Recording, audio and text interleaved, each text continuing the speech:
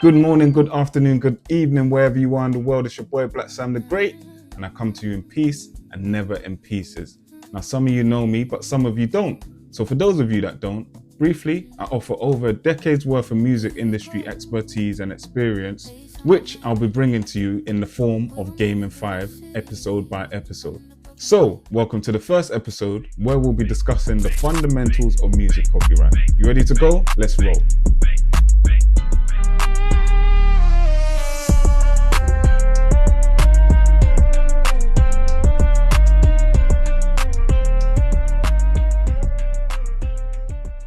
So we're going to kick it off like this, right?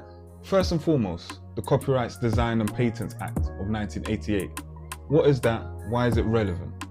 I'm going to tell you. The Act outlines who benefits creatively from the copyright protection, whether that be a lyricist or a person who produces, i.e. a composer, or those who record on the song itself. It also offers definitions to things like literary works, musical works, and recorded works, which I'm going to go into in a second. It's basically the law that governs the land of the music business. Let's talk about literary works. What does that mean? They're works that are written, sung, or spoken. Sam, what are musical works? Musical works is literally in the name. It's just the music. So some may call that instrumentals or compositions. Okay. So what's sound recordings then? Put it simply, it's the recording of sound. So that means anytime your musical works or your literary works is put on a record, there you go, that's your sound recording. Now that that's out of the way, let me get to the next part, which is the rights that you create every time you make one of those type of works. Now, every time you create a literary work or a musical work and you combine the two together, that is what we call song rights, i.e. the copyright in the song. Sometimes people call this author rights or publishing rights. It's pretty much the same thing. Now, when you record the track or record the song, that generates its own right, which is the recording right. In the music industry, a lot of people refer to this as the master right or the phonographic right, and it's pretty much the same thing. Anytime you create a track, you're combining both the master rights and the publishing right.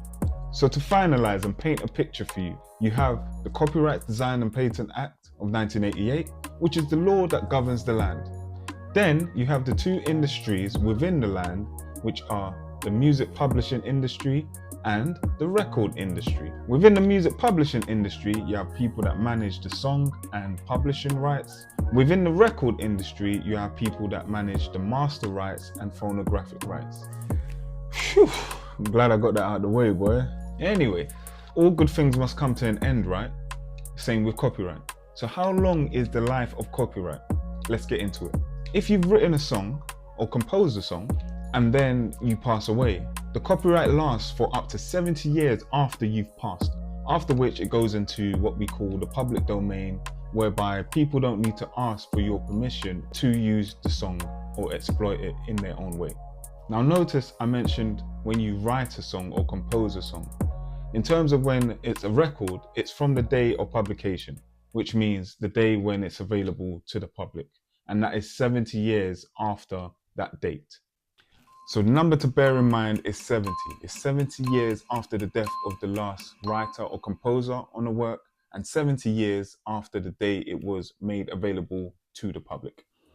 Cool. So how do you go about getting these copyrights administered? Who looks after these copyrights, I hear you ask? That's a great question. Let's get into that. So in the UK, there's three main societies that you need to be aware of. Again, this is applicable to the UK. Number 1, PRS for Music. Number 2, MCPS. Number 3, PPL. You may want to take the time to look into these guys because they'll be very, very beneficial to you if you're going into the music industry. We'll talk a bit more about them in episode 2 when I go a bit deeper into what they do and how they can benefit you as a songwriter, producer, composer, or recording artist. I don't think you understand. I'm so glad you've made it this far. Stay with me, I'm nearly done. Cool, you've covered this, that, this, and this. But who owns the copyrights? That's mainly what I'm thinking about. I got you, man, come on. With a song, whoever writes it or composes it is the owner. If there's more than one writer or composer on a song, that means multiple people will have entitlement to ownership of that song. So it's in your best interest to discuss what that looks like. This is different from the recording though. With a recording, it's whoever pays for the session or pays for the recording to take place, that's who owns the sound recording. If there's more than one person on the song, you definitely want to discuss who owns what at the earliest convenience, because it can get sticky. Don't worry, next episode I got you. We're gonna really deep dive into that aspect of things. So to recap, today we discussed the Copyright Design and Patent Act of 1988. We spoke about the life of copyright. We broke down the different types of rights within the music industry. Then we looked at who owns what. I really hope today has been useful. That's my 5 minutes. I've enjoyed myself so much so I'll be back again soon with episode 2, where we'll be discussing the key players within the music industry. Till then, stay safe, stay blessed, look after yourself, tell a friend to tell a friend to tell another friend that it's Gaming 5, baby. We out. Peace.